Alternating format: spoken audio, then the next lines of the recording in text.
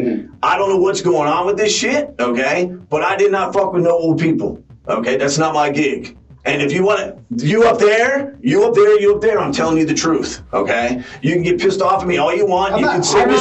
We're not mad at you, man. You get a little shitty with me and you tell me, well, what you're saying there, you're not telling the truth. I'm trying to get through to you, man. This is Robert Connor, and he talked his way into the home of a 91-year-old woman and her 89-year-old wheelchair-bound husband, then made sure they couldn't stop what came next. On the morning of June 12, 2023, in the quiet retirement community of the Villages, Florida, a knock came at the front door of a home on Fieldcrest Street. The man standing there was sweating, flushed, and asked if someone could refill his water bottle. The wife, believing he was simply overheated, let him in. Her husband sat nearby in his wheelchair, recovering from a broken hip. Connor sat down in the kitchen. Then he asked to use the phone. And when he was handed it, he didn't use it. Instead, he demanded cash. When the amount they gave him wasn't enough, he demanded their bank account information. At some point, he stepped behind one of the victims and pressed a gun to their head. He bound both of them, the wife taped to a kitchen chair, the husband's arms secured to his wheelchair with black tape, then disappeared into the back of the house, ransacking the bedroom, going through a jewelry box, and eventually grabbing the keys to their car. As he moved toward the garage, the wife, hands bound but not fixed to the chair, managed to reach the door and lock him out. Connor kicked it back in. Then he fled in their white 2006 Cadillac DTS. The car was recovered, so was his DNA, pulled from both the abandoned vehicle and the home itself. Nearly a year later, both victims identified him in a photo lineup. On January 26, 2024, Robert Connor was taken into custody. This is his interrogation. Hello.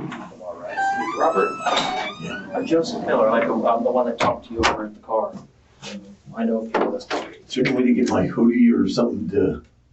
Do we have a freezer still? Or is one of them coats or something you can get him? Yeah. Appreciate it. Yeah, no problem. Yeah, it is cold in these rooms. When the door's shut, all the cold air gets forced in here. Yeah, for sure. Right from the start, we see that the interrogation tactics are underway. One of the most common psychological tactics, putting the suspect in a cold room. The goal is to increase discomfort, wear down resistance, and induce a state of powerlessness. By keeping the temperature uncomfortably low, interrogators create physical stress that limits a suspect's cognitive ability to focus, impairs decision-making, and makes them more eager to comply simply to escape the environment. In here. Yeah, for sure. So I'm sure you have a lot of questions. I have some questions of my own. The first thing I want to do, though, is I want to make sure that I have your information correct, okay?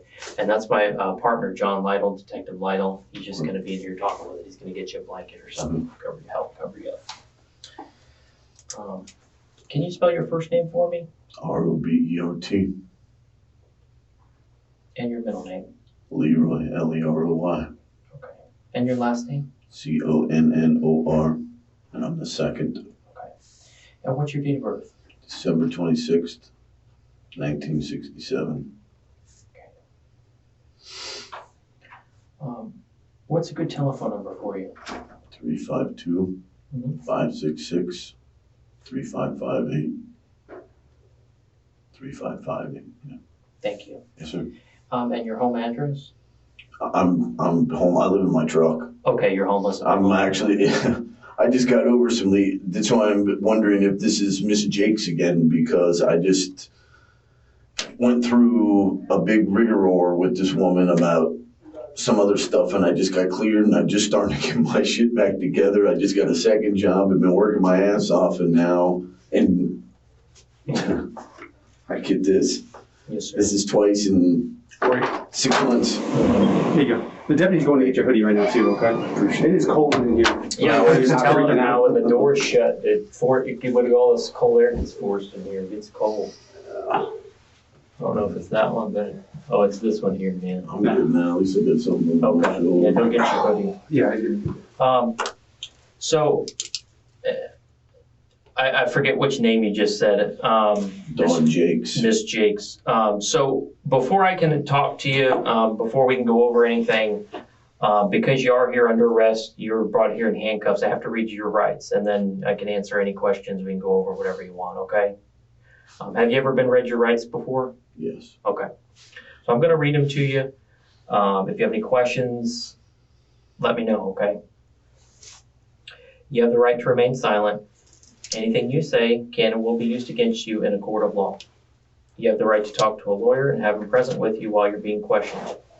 If you cannot afford to hire a lawyer, one will be appointed to represent you before any questioning if you wish.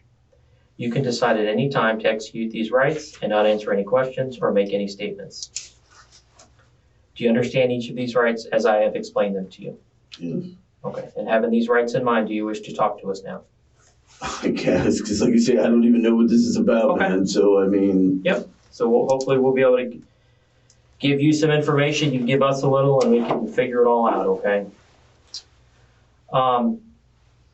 So tell me, where, you mentioned you just got a new job. Where are you working now? Pilot, 326. Oh, okay. Then I work for a guy cutting grass Oh, about nice. 3 days a week. What's the name of that grass company? Alina Landscaping. Mhm. You do a lot of business, like, in Marion County? Do you go anywhere else? It's pretty much up north Ocala area, Is and it? around some of the shores. Yeah. Okay. Yeah. Where were you working before all that? I was working for Saxon Tree Service. Okay. That was down in Leesburg, Okay. Oh, in Leesburg. That's down there. actually towards Tavares, really. Okay. And where were you living before? You said you're homeless now and you had some issue with a Miss Jakes or something. Where was your previous address? Out in the shores. But I mean, I'm sure you guys know some of my past. I mean, I just got out of prison a year ago, a little over a year ago. Mm-hmm. And I had some money left over from a house that I sold. Okay. And Which house was that? It might have been the one that I was trying to find you at. Was that? 8880. Yeah, the 90th Ave Road? Okay. Yeah. All right. So, But I kind of was bouncing around a little bit. Actually, I wasn't even trying to stay around here because I was trying to avoid her. So, Okay. And actually, when I was leaving Leesburg, I was going to be moving to Jacksonville. My truck Mhm. broke down, and I've been got stuck here, and then trying to get money saved so I can get up there and get started with some work and a business and so on and so forth. okay. Yeah, I noticed you were giving plasma today. Yeah, that's my Yeah. eating money. Does it pay pretty good over there? What does plasma go for nowadays? I don't know. It's I've like never you get donated. $50 for the first one. I can donate twice a week. You get $50 for the first time and $70 for the second time. Okay. Yeah. So I say it's my eating money. It's a little bit that helps, but not. Well, yeah. like, so I was cutting grass with this guy, and things have scaled back. I was only working like 3 days a week, so that's why I had to get the second gig going on. Because, like I said, my plan was to get some more money together and head up to Jacksonville and try to start a business up there. So I wanted out of Marion County because it's been nothing but bad news for me. Okay. Got any family up in Jacksonville? No, I'm by myself. I got a daughter that lives in Bellevue. Both my folks are deceased. Okay. Yeah. Where did they live before? They lived out in the villages. Okay. What part of the villages? Chatham. Chatham? Yeah. Okay. Yeah, over off of, Is that in the Marion County part? I don't know the villages that well. I think it could be Marion County, it could be something, I'm not 100% sure. When did they pass away? 2016. My man. Thank you. Here you go. Oh, thank you. Yes, sir. What'd you go to prison for?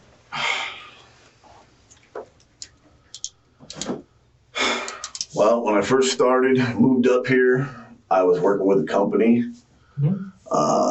Basically, I'll just make it long and short, got roped in with a guy at work, took some shit from work, pawned it, got in trouble for it, got caught for dealing in stolen property. Was put on probation for 5 years. I got a cracked windshield ticket that I did not pay, which got my driver's license suspended. Okay. I got caught driving on a suspended license, and automatically, because of being in trouble, it made me an automatic convicted felon. Detective Miller opens with a casual tone. Classic rapport building designed to lower Connor's guard before a single real question is asked. Connor, meanwhile, arrives already performing. He's homeless, he's been wrongly accused before, he just got a second job, he's trying to leave town. Every detail positions him as a man rebuilding, not hiding. He doesn't know what he's been arrested for, or wants the detective to believe he doesn't. After almost 30 years of service with the county, with the city, I was on the fire department, I mean, all kinds of stuff. And it's like my whole life is, shot in the ass. I got almost 30 years in the Florida retirement system. What did you do for the county? I worked for the school system for 13 years. Jeez. I was irrigation tech, plumber, and heavy equipment operator. Left there to go to the city of Parkland. Okay. Thank God I left after the bad shit happened there, but was there for almost 15 years. The fire department, you said? Well, I worked in public works. I started as irrigation tech, worked my way up to assistant director. But in the meantime, they had a volunteer fire department. If you wanted to make some extra money, you can get on the fire department. So I went through the fire academy, got on the fire department, and had some fun with it. And then economy tanked and basically made too much money. So, I had to go. So I decided to come up here because my folks retired up here. My daughter was up here. So thought this is going to be the place to be. But like I said, that stuff happened with Brickman. Was on probation. 2.5 years into it, I was at Walmart.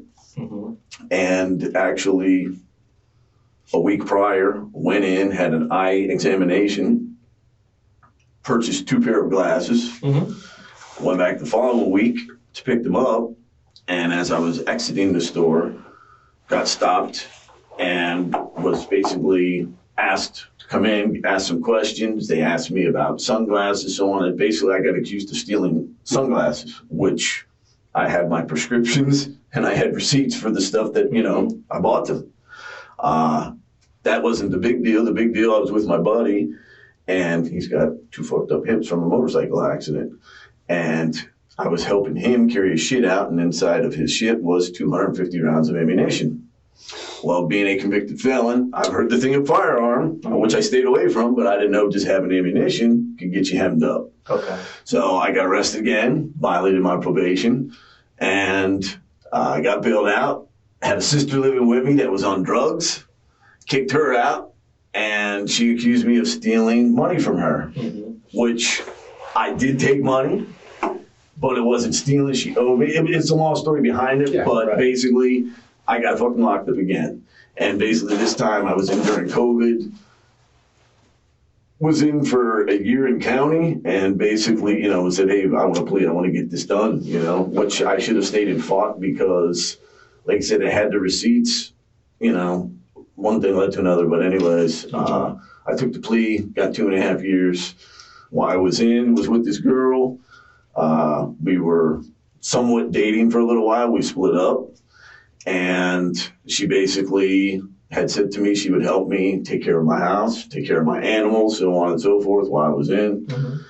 No problem. So then she decided after so much time I was in, said she didn't want to be with me anymore. I said, fine. We had already had talking about some other stuff, and I had given her a power of attorney, and I sold my house. Money was supposed to be put in the bank. Long story short again, I get out, 60 grand's missing. Every possession that I had was missing. She took it all. And this is what I'm baffled because. When did you get out again? December 8th of last year. Of 23? Okay. Yeah. Or 2022. 22, Yeah. Correct. The stuff happened with my sister. A detective was at my house within a month, questioned me, arrested me, locked me up. I get out, I have this situation. I get out, I find out what's going on with this woman, what she did with my stuff. I contacted Sheriff's Department. They tell me to basically bring them evidence. I bring them bank statements, Zelle stuff, all kinds of communications back and forth, so on and so forth. And after almost 5 months, 6 months, they tell me that there's nothing they can do because I gave a power of attorney. Oh, yeah. But the thing was, after I got out, she took money out of my account. And I even brought that up to the detective, but they didn't want to do nothing about it. Again, I found out she had some of my stuff selling in a store. I went up to the store. I confronted her. I was going to call you guys. She decided to tell me she was going to let me get the rest of my stuff. She was going to take me to the storage unit, so on and so forth. Did all that. She never took me to the storage unit. She ran me around Bellevue. Long story short, I left. A week and a half later, what happened to me at Griffles happened to me on whatever road it is. I get stopped, guns drawn on me, 5-0 down on my chest, boom, boom, boom, boom, boom. Next thing you know, I get down here and I'm being arrested for burglary of a dwelling, strangulation, what was the other one? Like kidnapping or holding her against her will, stealing her phone. I mean, all kinds of shit. Okay. And again, it cost me a lot of money. I lost a job over it. I was working a second job doing valet living. It was something at night, making money. But because of this charge, they fired me from it. So it was very hard to find a job. Mm-hmm. And like I said, after 2 months, they dropped all the felony charges. Mm-hmm. And then there was just a misdemeanor charge of the theft of her phone. And I had some emails showing I didn't have her phone, so on and so forth. Provided them to the state or to my public defender. And basically, they finally dropped the last charge. Okay. Like I say, trying to get my shit together because I was just talking to the guy that I cut grass with. I said, dude, I got about 2 more months with you once daylight savings changes. Mm-hmm. I'm going to try to get up the road, you know what I mean? Because I don't want to be here anymore. I mean, my kid don't get along. We don't really talk that much. And I got nobody. I got a sister that lives down with, and she don't talk to me because she thinks I took all her shit. How old is your daughter? My daughter's 30. And you don't get along with her? She ripped me off too. Connor doesn't wait to be asked. He floods the room with biography, nearly 3 decades of public service, a career derailed by bad luck, a woman who stole everything, charges that got dropped, a system that failed him at every turn. It's a masterclass in preemptive sympathy, and the detective lets him run. Every grievance Connor volunteers is a data point, and buried inside this avalanche of victimhood is something the detective already knows. Connor was freshly released, broke and desperate. She ripped me off too. I'd given her money for a trip, and her and I were supposed to go up north. I gave her $3,000 to hold. And basically, what was it, 2 days before we were ready to leave, she told me she couldn't go. So when I said, give her my money back, she didn't have the money no more. And apparently they used it to fix up their house, and, we really haven't spoken too much since. I talked to her a couple times, and I actually asked her for some help to help me when I was locked up with my house because I thought some shady shit was going on with this girl. Mm-hmm. She was going to do it, and I think her husband pushed her in the other direction, and before I know it, she wouldn't answer my calls anymore, and, what my worst fear was came true. So, okay. Well, like I said, I was ready to pack it all up and leave this shit alone. So who's the most important person in your life now? You now get along with your daughter. Do you have any other family that you communicate with or friends? It's me, man. I really don't have. I don't bother with people because I don't want trouble. You sound I don't like want to be around trust issues, yeah, big time. Yeah, and it sucks, but it's the way it is. You mentioned your sister was kind of involved in drugs and all that. Bad. How long's that been going on for? All her life. I mean, I was involved with him too. I got clean. Okay. Oh, okay. I was done. I said I wasn't messing with this shit no more. I got myself clean. Mm-hmm. And how long you been clean? Well, before I went to prison, I was clean for almost 5 months. Mm-hmm. Then the whole time I was in, I've been out for over a year. I mean, I smoke a little weed, but other than that, I don't smoke nothing else. I mean, because actually, I say I was lucky. I took a shot of dope and basically woke up with my head split open, my arm cut open, and was going, what the fuck happened? And I said, you know what? I looked in the mirror and said, you got lucky. When was that? 3.5 years ago. And you haven't gone back? No. What were you using back then? I used heroin. Okay. And a little bit of meth. Well, congratulations. That's a big deal. Yeah, I mean, I was proud of myself. Crazy. And the thing is, the girl that I was with at Dawn Jakes, she was bad news about it all, too. That's the sad part. Because pull you right back in, too. Huh? She could pull you right back into that lifestyle. Well, I mean, I'm a pretty strong guy that way, I guess you want to say, because it's kind of like, I try to not put myself in a situation where I'm going to be around people using that shit, That's why I say it's... Back when you were using, was there a lot of fentanyl in the heroin then? Or? That's what I think got me. Yeah. Honestly. Okay. Yeah. You got out of that at a good time, because that shit's just pure Bad fentanyl now, yeah. I know. Well, it's last night working, there was a guy like... Yep. On the curb, and I had an idea, been there a little, I've been around a lot of, and it was like, hey, dude, it took me like 4 times, but finally he, said, hey, man, just checking on you, make sure you're okay, so. Yeah. But, yeah, it's. Well,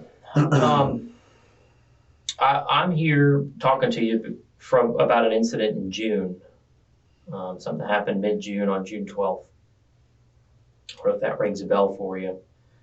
What were you doing in June? Like, where were you working at that point? I know we talked about a tree company and some lawn guy now. I was doing the tree company. Okay. Yeah, I worked for them for basically the whole summer. Okay. I got done working with them about August, end of August. Mm-hmm. September, because actually that's when I was leaving. Like I said, my truck, I even got pictures of my transfer case blown up. I ended up having to get my truck towed to a hotel. The little bit of money I had left, I bought a bike, and I started riding my bike back and forth to this guy's place for almost 2 weeks till I got, paid and was able to get the part for my truck. Okay. But So go ahead. that's pretty, and that up there, when I was doing tree work, go to work, I was actually renting a little room at a little hotel. Mm-hmm. And Is that the Tavares job you're talking about? Yeah. Or Leesburg, Tavares, that area? Yeah. You ever do any work in the villages? No. No. So before we get into the case, you seem like a kind of a no bullshit kind of guy, very respectful, straightforward. And, it sounds like you've had some bad shit happen to you over the course of your life.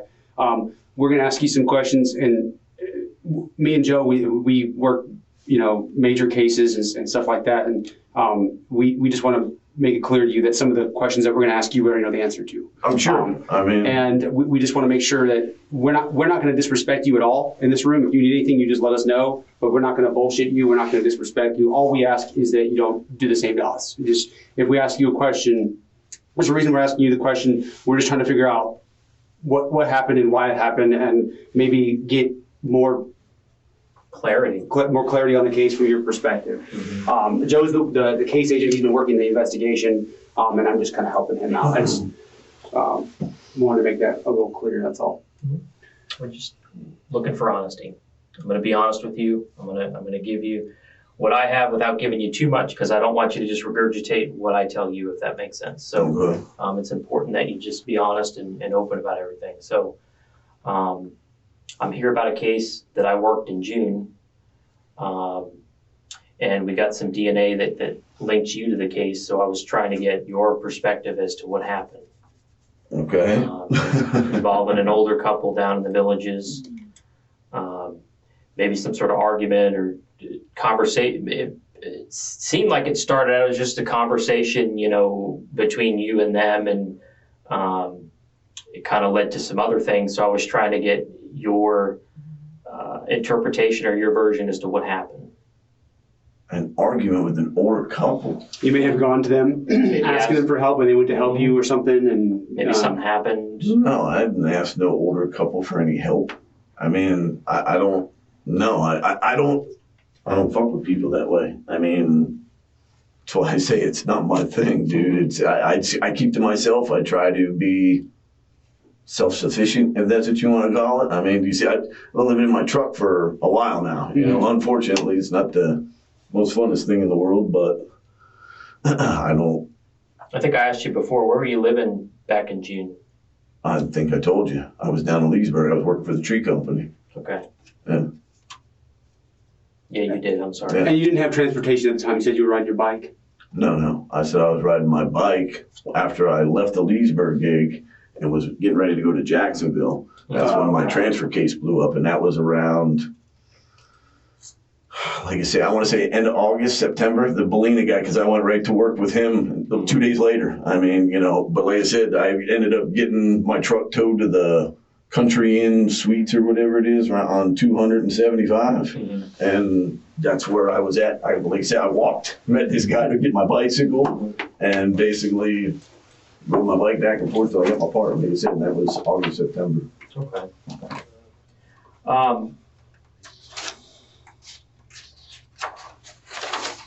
Sorry, I was trying to pull up some pictures here. So essentially, like I said before, you're here because your DNA was found on the scene. So DNA is one of those things. It's exact. There's no question. And so I'm trying to figure out how it got there. And me too, because I don't know. There's other things that we do in the investigation. This older couple, they were shown photo lineups. We got surveillance video that's in the area. So there's multiple things that have led me to you. Okay. This is not just on a whim that we brought you in here, okay? Right. The pivot is deliberate and precise. After nearly 20 minutes of open conversation, the detective finally drops the case, and he does it softly, framing the crime as a misunderstanding, maybe just a conversation that got out of hand. Connor denies any connection immediately. Then comes the real pressure: DNA, photo lineups, surveillance footage. The detective isn't asking if Connor was there, he's telling him they already know. The question now is whether Connor understands the position he's in. Video that's in the area. So there's multiple things that have led me to you. Okay. This is not just on a whim that we brought you in here, okay? Right. So I need you to really think back and try to remember this day. It was down in the Villages. It kind of started off as a conversation. You asking for some water, asking for some help. That was the old some people. money. Yeah. Some money. Maybe that's what I'm trying to figure out. The only thing that down there, I was doing my walking, okay? Okay. Because again, my folks used to live over there. Mm-hmm. And yes, there was a day where I had stopped. I was kneeling like on the end of it because it was hot as hell. Mm-hmm. And I heard somebody ask if I was okay. I said, yes, I'm okay. I said, I'm a little thirsty. I'm out of water. I had my water bottle and it was empty. The man asked me to come up to the house. I came up to the house. They let me in the house. Okay. They asked me for my bottle. I gave them my bottle. They said that they can't fill the bottle up if I would like a glass of water. Okay. I said, fine, no problem. I sat down. Actually, they invited me to sit down. I didn't just sit down, okay? And basically, they gave me a glass of water. I had my water, talked to them for, I don't know, not even 5 minutes. I don't even think it took that long, honestly, because it was like boom, boom, boom. They gave me my drink. I said, thank you very much. And I was pretty much out the door and back on my way.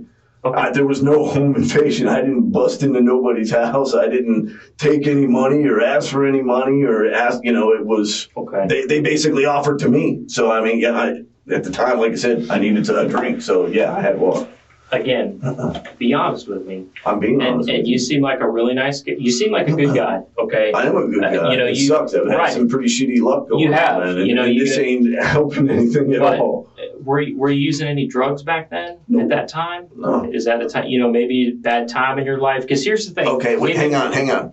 First of all, and this is where I'll get upset because he asked me a specific question when I quit doing drugs. And I specifically said about 3.5 years ago. Yes. And I said, since I've been out, I haven't touched anything. And the only thing I've touched is some weed. Okay. Okay. That was it. These people, have you ever met them before? The people that allowed you in the house? Can you describe them to me so we know we're talking about the same people? Oh my gosh. Roughly. You don't have to be exact. Are they white, black, Hispanic? I'm going to say white. They sounded like maybe they had a Canadian accent or something like that. They were actually, in conversation, I think I remember the old man saying something. He was like in his late 90s or some shit like that. So, I mean. Did anything happen when you were there that may have been misinterpreted? No, I mean, I was very polite. I was very respectful. I mean, they were nice. Like I said, I mean, got my drink. I was cooled off and I was out the door. I left. Okay. At any time, did you ask them for money, or did they offer you any money or anything like that? No. The bottle that you said when you were at the base of the driveway, you were kind of tired or hot or whatever. I kneeled down because I was, like I said, I kind of sat off the side and I just kneeled down for a second and I could hear somebody through the garage like I said, asked me if I was all right. And do you remember if you left that bottle behind? Is that what are we talking about? Yeah, I think so, because like I said, when they took the bottle, they said they couldn't fill the bottle. So she gave me a glass of water, so I'm assuming they threw it away. I don't know. Okay. I don't know. And I didn't mean to offend you. I just, in our experience and in working these cases and talking with you, like I said before, you seem like a good person. So because we have two types of people. We have people that do commit crimes on a regular basis because they have that malicious personality, and then we have people that make mistakes, and it's something that some aggravating circumstance in that particular moment, just causes things to get way out of control, and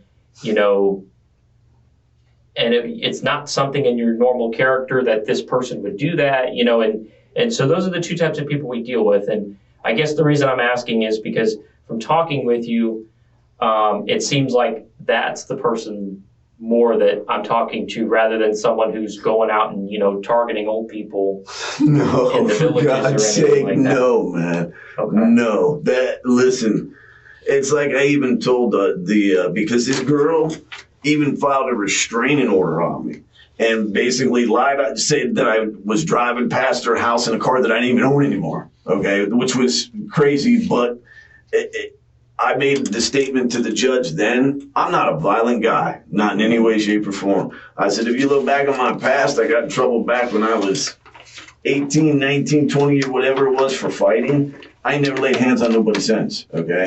I was locked up for as long as I was locked up. Never got in a fight with nobody. Mm-hmm. It's not my demeanor. It's not my thing. No, I'm not. And I want to explain something else to you. You probably already know this, but so when you were arrested the first time, you know what CODIS? You're familiar with CODIS? It's a database for DNA. They make you take your DNA. Yep, and so your DNA is stored in a database.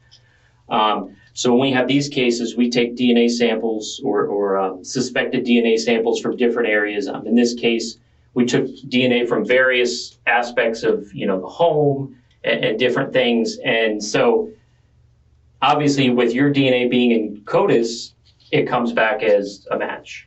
Right. So well, I mean, if you got my water bottle, of course it's going to be a match. But I guess what I'm saying is more than the water bottle. Well, I don't believe, because I didn't do anything wrong. I didn't do anything more than that. So, I mean, how you could say because more DNA or whatever, I don't. I mean, did any one of these older folks, do you remember if they had any mobility issues? Cane, a walker? yeah, the old man, he couldn't move too. That's why I said he made a comment about how old he was. He couldn't move that good. That's what I'm saying. I would be targeting some. Was he using anything to help with his mobility issues? Do you remember if he was? I think he had a walker or a seat or something like that he scooted on. I don't remember exactly 100%, but I mean, I remember him standing in the kitchen because he was standing with her when she turned to him in my water. So, do you remember any cars in the driveway? Did either one of them drive or anything? I don't remember a car in the driveway, no, sir. Okay. How about, did he talk about her in the garage, or did he, I know a lot of houses have those screen things. Yeah, well, that was the thing. I think that there was a car in the garage. I couldn't see that good. And when, like I said, when he talked, he just kind of opened the door a little bit and had me go around to the front door. And, then I went into the house. Could you tell what kind of car it was? No, I couldn't tell what kind of color, style. Was it like a truck? I didn't pay attention. No. I paid attention to him, and then, like I said, went in the house and got my water. Okay. And how did you leave there when this interaction was over? Pleasantly. It was, thank you very much for the water. I'm trying to even think of something that was maybe even said. Did you guys talk about anything in particular? They mentioned their age, like they were in their 90s or something. Well, that's what I said. We were doing short talk, and I can't remember how it even came up of him saying that he was in his 90s or 96 or something like that. Yeah. Did they ask you your age or anything? Not that I recall. No. Okay. No. How old are you now? I'm 56. Do you remember telling them that you were 57 years of age? No. Okay. or telling them your age at all? Robert, you gotta meet me halfway here because I'm reading this report and there's a lot of detail that in the past you mentioned this, girlfriends and family members and, your a family member making an accusation against you, we would consider that person to be not an independent witness, meaning that sometimes families have vendettas against each other. They try to discredit one another, accuse each other of stealing or whatever. There could be a bias there. These are two strangers that have no reason to lie to us about what they allege occurred. We know from the forensic evidence and from the physical evidence left at the scene, whether that be photographs, fingerprints, DNA, things that were used inside the house, that there was more to this. Okay. And we're just asking. We just want you to say I don't want you to look like a monster. Connor blinks first. Pressured by DNA evidence, he abandons his denial and offers a news story. He was just a thirsty man on a walk, invited in, given water, gone in 5 minutes. He admits his presence erases everything else, but the details he volunteers betray him. He remembers the victims' ages, their mobility, the garage, the front door entry sequence, and barely anyone would remember a 5-minute stop like that. I don't want you to look like a monster. I'm not a monster. I know you're not, but some of the things something happened in that house that was a little bit more than Well, I don't know. about. You keep saying something more happened. I don't want to tell you what happened. And I'm telling you what happened, okay? I'm telling you exactly what went down on my side of this, okay? I don't know Adam from Eve from these people. Exactly.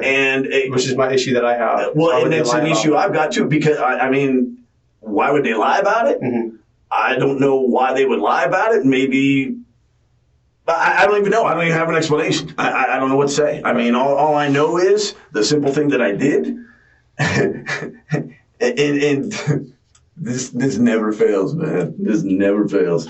I've had nothing but shit luck up here with anything that's gone down with the legal system. Some of it I've been guilty of. Sure. Some of it I definitely have not been. And this is one that I didn't do no home invasion on somebody's home, man. I'm telling you right now. Well, it sounds to me like go ahead. Sorry, sure. I'll tell you this.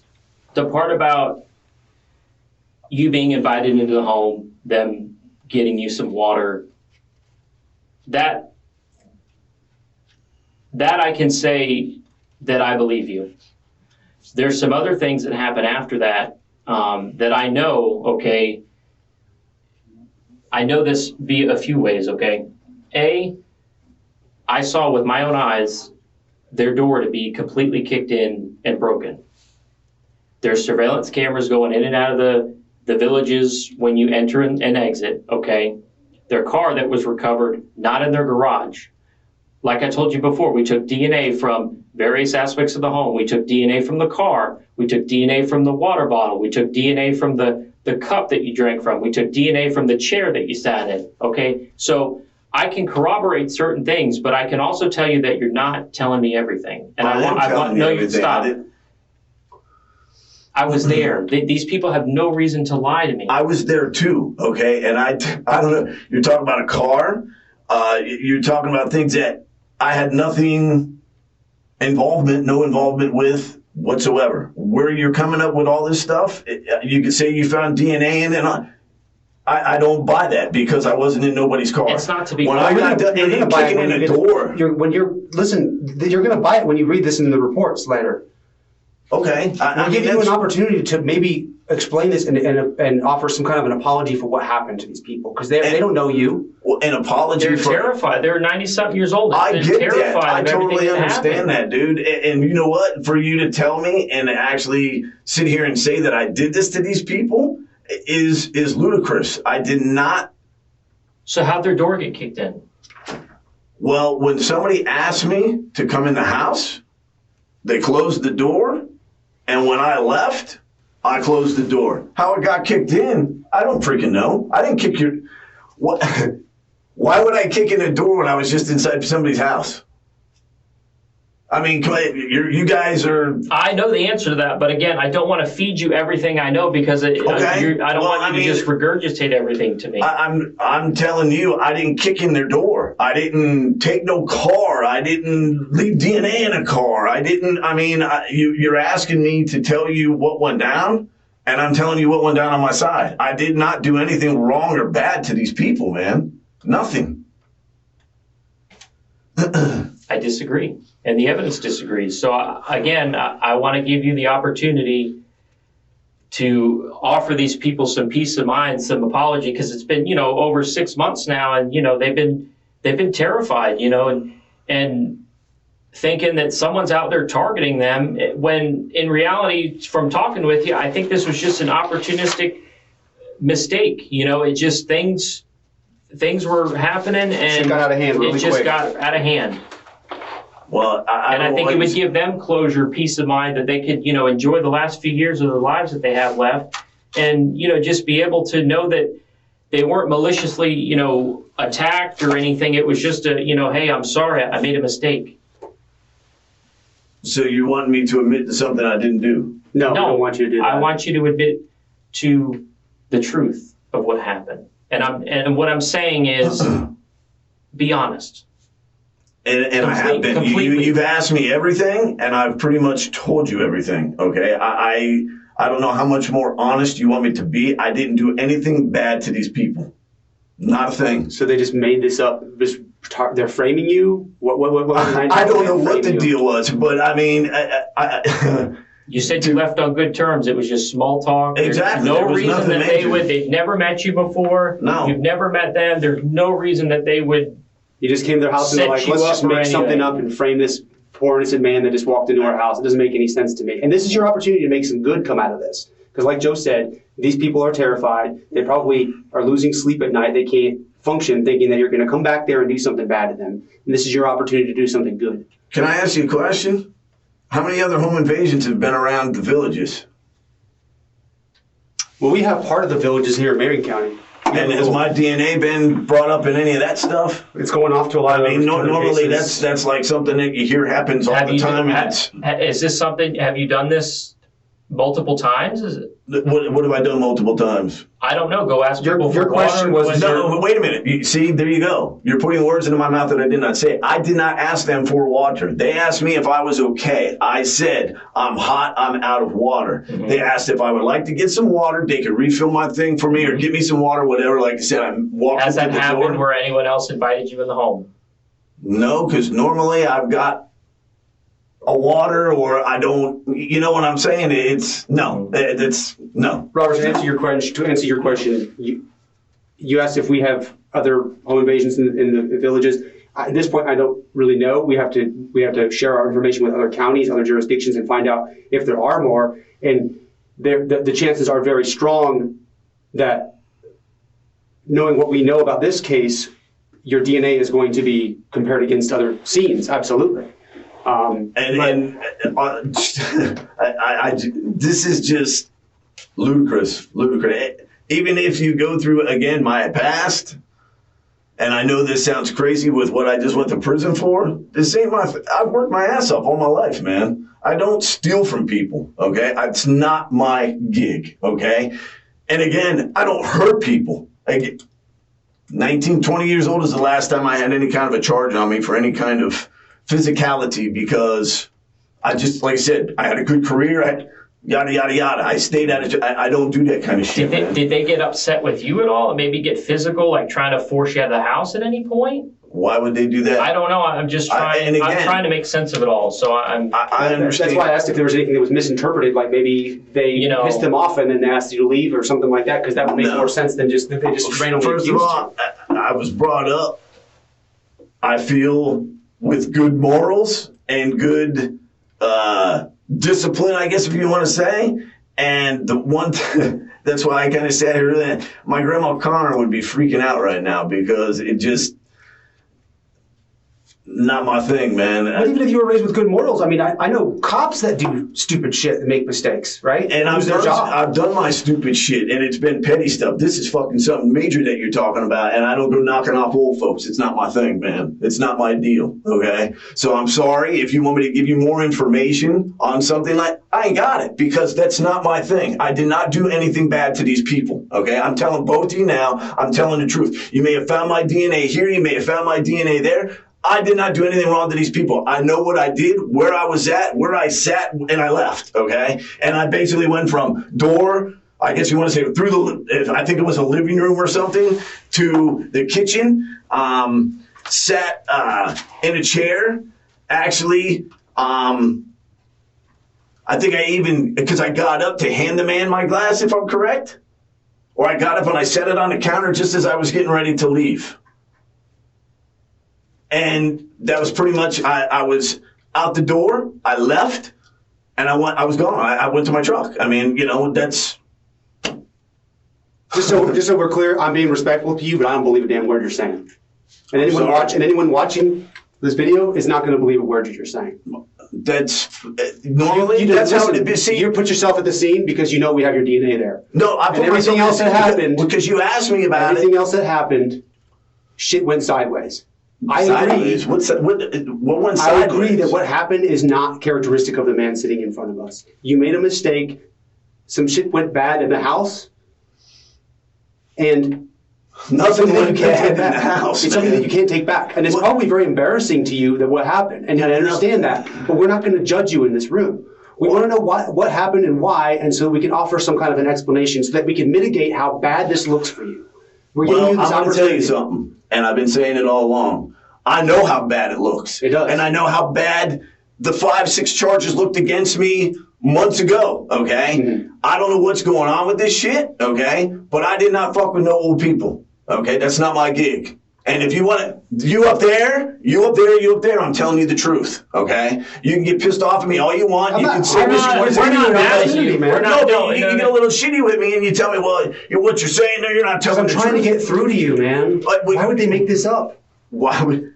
Could there have been another person around? Could there have been somebody else involved? There wasn't. Did you ever? How do you know that? Because I did it's a thorough investigation. There's no other people involved. You're the only person. Really? Yes. The detectives lay everything on the table. Kicked door, surveillance footage, DNA across multiple surfaces, the recovered car. Connor doesn't crack, but his denials keep slipping. He describes the inner layout, the chair, the counter, his exact path through the house. The detectives notice. They've stopped trying to extract a confession and started letting Connor bury himself in the details he claims not to remember. You're the only person. Really? Yes. I'm the only person that went in, I got a drink, and now I'm being accused of doing a home invasion on her house. By complete strangers that have no reason to lie to us. And I have no reason to lie to you neither. If I was going to lie to you, I'd say to go, first of all, I want an attorney. Second of all, I'm not telling you guys shit.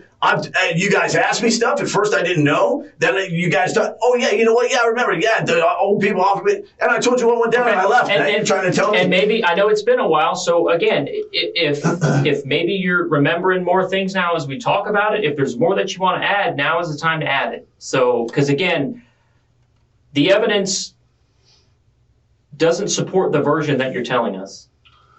Well, that's what I'm telling you, because I mean that's guys, you're wanting me to sit here and tell you something that I did not do. I guess if you want to say, you're asking me to.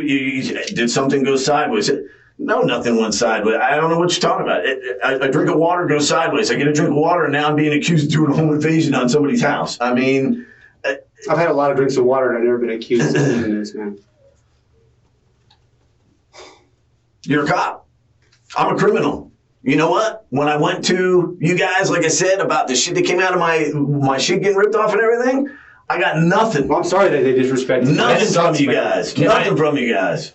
And then with the deal with this chick, nobody came to me first and said, hey, Mr. Connor, Even to call me, actually the detective did call me about coming in for questioning. I told him I had to work the one day, the following something went down, but I told him I'd be in. When I tried to get a hold of the committee, he wasn't there. The weekend came and I ended up getting arrested, okay? Nobody wanted to hear my side of it. Nobody wanted to I'm sorry that I ended up happened. having, That sucks. No, I hate shitty police work.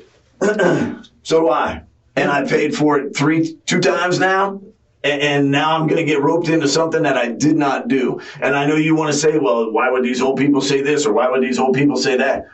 I don't know what these old people would say. We're just trying to give you an opportunity. If there's anything that you want to tell us or get off your chest or anything like that, if you're telling us that you went in there, you were invited in, given a drink of water, and you left on peaceful terms, that's what we're going to put in our report. We're just explaining to you our years of experience. We've been doing this a long time. Gotcha. We probably have 20 years of law enforcement experience in this room. I understand. So we've talked to a lot of people in your position. We've talked to people that have murdered babies in that chair, and bad stuff. People. And sometimes we're investigating serious crimes, and sometimes what occurs is monstrous. Like, how do you get through to somebody that just murdered their child, or how do you get through to somebody that just raped a baby? You know, what did you say?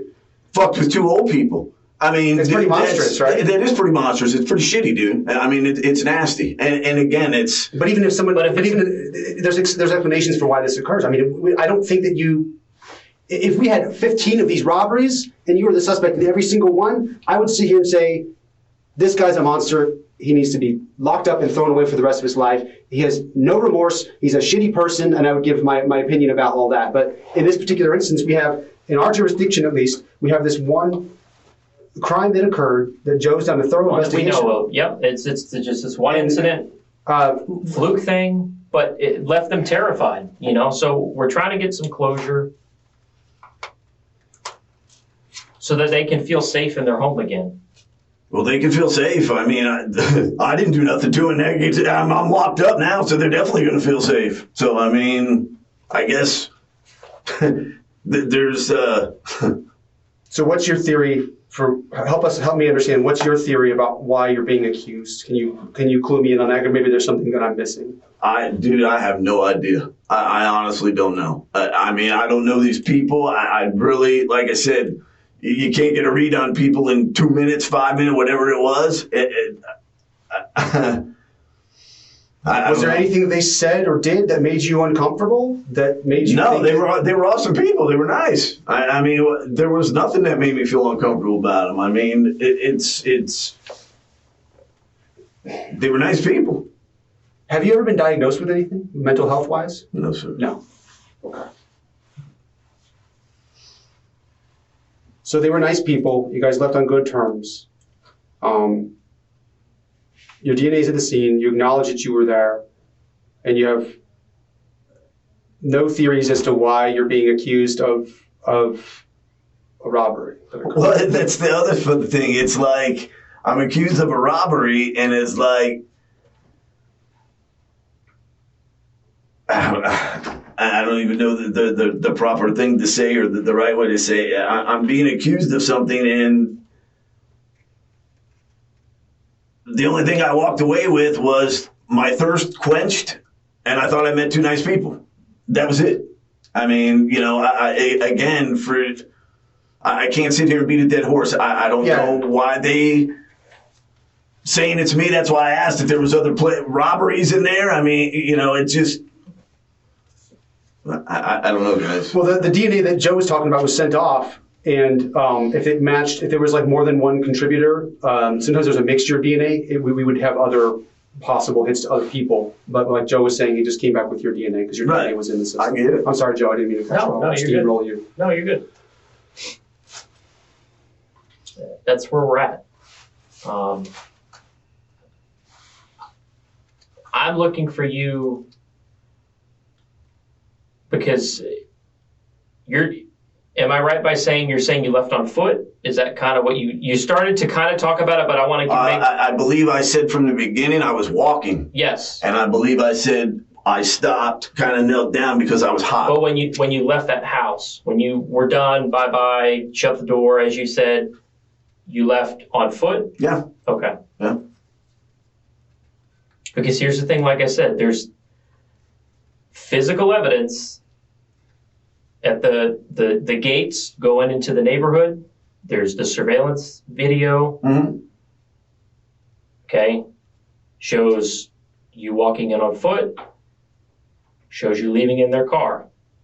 I doubt that. I don't doubt it. I watched it. Okay. So I'd like to see it. you'll be able to see it. It'll be in your Okay. discovery. But I'm just telling you, that's where, I told you, there's damage to the door, damage that I physically saw. It's not something that they're just making up. There's all kinds of evidence. And Okay, so I again, guess though, I'm I'm curious. going to ask you something. I guess to flip the switch. Did they tell you that I busted in the house to get a glass of water? No, Or did they open the door and let me in? they opened the door and let you in. Okay, so I mean, where does this come back to me busting a door? As things progressed, things went a totally different direction from how it started. Let me word it to you this way. Do you know what the definition of a robbery is? If you don't know, I'll clue you in. Okay. Like, this ain't I'm not Okay. a life of crime tech. I'm going to give you an example. A guy went into a Dollar General last year, and didn't have a job, was literally starving, went and stole a 3-pack of tuna off the shelf, right? As he's walking to his car, the manager sees him walk past the point of sale, confronts him, he turns around and points a gun at her. Okay? A robbery is a theft plus a use of force, or placing somebody in fear. Okay? So if I'm meeting with you to sell you marijuana, right? And during the commission of the sale of marijuana, $20 worth of marijuana, you push me on the ground and run off, it's a robbery by sudden snatching. Okay? So it's some kind of use of force plus a theft. So what we're trying to say is that you were initially allowed into the house. We can all agree on that. And then that something happened in the house where I don't know you. This is my first time meeting with you. I don't know if you're bipolar or something happened, something pissed you off, or something happened inside that house, which then went bad.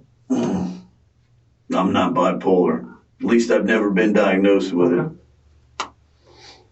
So something as simple as us meeting to buy marijuana or you stealing a tuna can escalate into something that's more serious.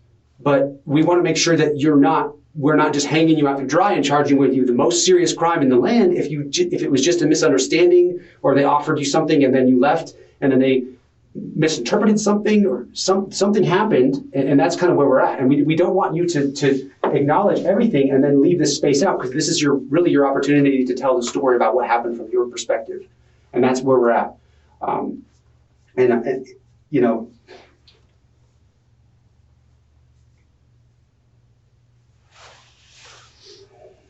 Connor's strategy is fracturing. He's been consistent on one point. He walked in, drank water, walked out. But the detective just closed that exit. Surveillance footage shows him arriving on foot and leaving in their car. There's no version of the water story that explains a stolen Cadillac. The detectives pivot to minimization, framing the crime as a monetary lapse rather than predatory violence. Connor keeps denying, but he's no longer steering the conversation. The evidence is.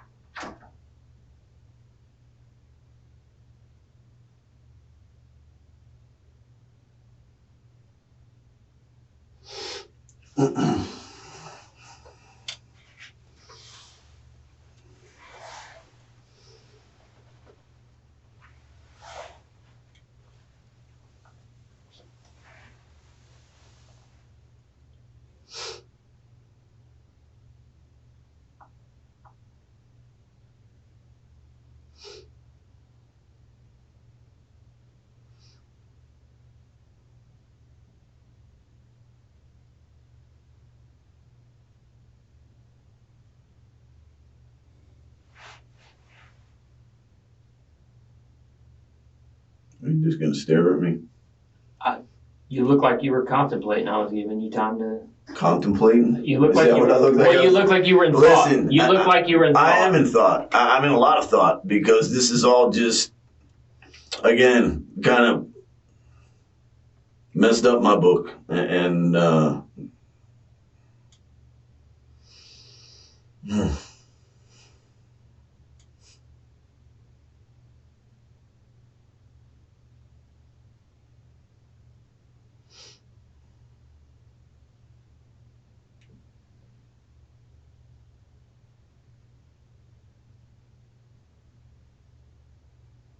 For what it's worth, I don't think you're a bad person. I'd just like you to meet me halfway here. Help me understand. well, I appreciate you saying that, but I think I've met you more than halfway. I mean, I've opened up. I told you guys what went down. I told you what went down on my side. Yeah. And Well, now that I explained the definition of a robbery, do you think maybe there's a part that you're leaving out because you're embarrassed about? Like, is there something that happened in the house that there was misunderstanding?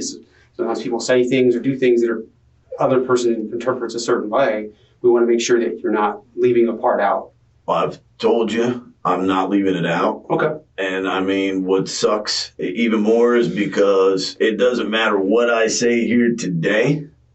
It doesn't matter what I do. And I've told you guys everything. I'm still getting locked up. I still got to go before first hearing. Sure. I still got to find out about getting bail. I still got to find out if I'm even going to get out of here. Now that the cards are stacked so against me right now. And I got to tell you, especially dealing with this last case, I've told you guys everything, man. And I mean, there ain't nothing else that I got that is going to help you that I could tell you. I mean, I'm fucked no matter what. Honestly, I understand. I understand what you're saying. I feel like there's nothing that you can say that, and I agree with you, there's nothing that you can say that's going to help you, honestly. But what we're looking for is when other people that are way smarter than me and Joe look at this case, talking judges, juries, prosecutors, they have just as much or more experience than we have. And I'm telling you, I've been doing this for far too long. I know that crimes occur. Very rarely is the person that does a crime just a monster. Now, I've investigated people that are just monsters that have killed their whole families before. They just killed them for no reason because they were bad people. Right. But for the most part, when people commit crimes that are on the book, there's always an explanation. And I don't want to take sides in an investigation. I want to make sure that I help explain who a person is and give them an opportunity to explain what happened. And I've just seen too many people in your position just say, I was there, yeah, sure, I left my DNA there, but nothing happened. And it just, when you rewind it back and play the tape, and then you compare that against all the evidence, it's just going to look so bad. And just man to man, there's no mistakes that could have been made. Maybe somebody's seen something that they didn't see. Maybe sure, mistakes happen all the time. Yes. And I mean, so again, it's like, I am stopped. You guys have already come to the conclusion, okay? I know what you're saying. I'm a nice guy. But you know what? When I walk out of someplace and I got 6, 7, 10 guys drawing guns on me, throwing me down on the ground, you guys have got your mind made up. I'm a criminal and I'm a bad guy. Well, we don't know if you're armed. We don't know if you're going to try to kill one of us, right? It's not us. That's totally understand. But to clarify for you, that's not us having our mind made up. That's what that is a result of, is me putting together the facts of the case as they stand, because I did try to reach out to you. I have a couple of phone numbers, but they weren't the ones that you provided me. I had an address for you, but turns out you're homeless, which makes sense why I couldn't find you. How can you guys not have my, because you guys got all my stuff in the system from just what went down, and my phone number, all that shit. Let me finish. And how'd you guys find me at Griffles? So, through my phone, right? Stop. Probably. Let me finish. So that's what you guys are bullshitting. The way that it gets to that point is that we put the facts of the case in an affidavit, and a judge signs it saying that there's probable cause. It's not us making up our minds that you're guilty or you're this person. That is the judge saying that there's probable cause for your arrest. You're brought here and you go through the court process. Our job is not to make opinions, judge people. Our job is to collect all the facts as best that we can and put them together for, like Detective Lytle said, for people that are smarter than us for the next step. Including mitigating factors, not just aggravating factors, not just the bad shit that happened, but also the good stuff. and the good person that you are and the kind of man that you are, and try to tell the story. And then, we investigate this stuff and go to court for a living. We want to be able to speak intelligibly about you as a person and tell what kind of character that you have. Okay, but you're trying to make my character worse than what it is, because you're asking me to, again, we're not asking you to come tell us clean anything that to didn't you happen. guys and basically tell everything that went down. And, there could have been something that made me snap, or there could have been something that did this, and there's nothing that made me snap. There's nothing bad that went down. And again, there's... When the shit just went down with this girl, I read through page after page after page after page of lies, a lot of it, from officers and from the people that they interviewed, whatever the word you want to use. Yeah. And again, nobody... I was a bad dude. You guys came and got me. Like I said, I just went through the ringer, man. I just went through the freaking ringer on this shit. So you guys are looking to hang somebody, and it ain't going to be me for this, because I didn't do nothing to these people, man. And again, if something bad happened to these people, I do feel bad for them, because they were nice people, okay? But I wasn't the guy that did something bad to these people, okay? I could be an asshole. I could be a lot of things, but... to become a criminal thief and to fuck with old people. I think you hit the nail on the head earlier when you made a statement. You said that I'm fucked either way, right? Because in your mind, you're making the calculation. You're thinking, okay, I've been arrested before. I've been through the system. I've sat in a jail Well, that's cell. exactly what they my did, discovery. Man. I know how the criminal justice system works. I know that law enforcement is allowed to use deception. You know that, right? We can sit here and blow smoke up your ass and lie. Exactly, I hear you. But when I teach new detectives how to do their job, we talk a lot about deception, and I don't believe in lying in something like this that's serious like this. To use deception, we're just being straightforward with you, and going forward, you're going to see the exact same things that we're talking about in this case. And it just sucks because. I talk to people that just sit there and shake their head and basically tell me to go fuck myself, right? I'm giving you guys respect, and again, and I feel like you're a nice guy. If you say no in the system, I should have zipped my net and never said a word to you guys. It said, call my attorney or call a public defender, take me over to county, like a lot of these other, and I didn't do that, dude. Like I said, you guys asked me questions at first. I didn't know what the fuck you're talking about, a home invasion, okay? Like I said, I told you what I thought was going down. I thought it was this girl. Mm-hmm. When we talked, we went through it. It's like, yeah, I remember that. But, no, I did not. And your DNA thing, whatever. I didn't hurt these people. I didn't do anything to these people. It's just a shame. I want to give you the benefit of the doubt. That's my ringtone. Excuse me. It's a screaming goat. Do you have Facebook or social media at all? I don't fuck around on it. Did you see that there's a wanted flyer for you, a wanted bulletin by the sheriff's office on Facebook? Nope. I don't go on that stuff, man. I don't mess around on social media. Yeah, I don't really either, but I sometimes just browse to see what's new. Well, listen, that's why I say when you guys say you didn't have a number for me, that's deception, my friend. That's a lie.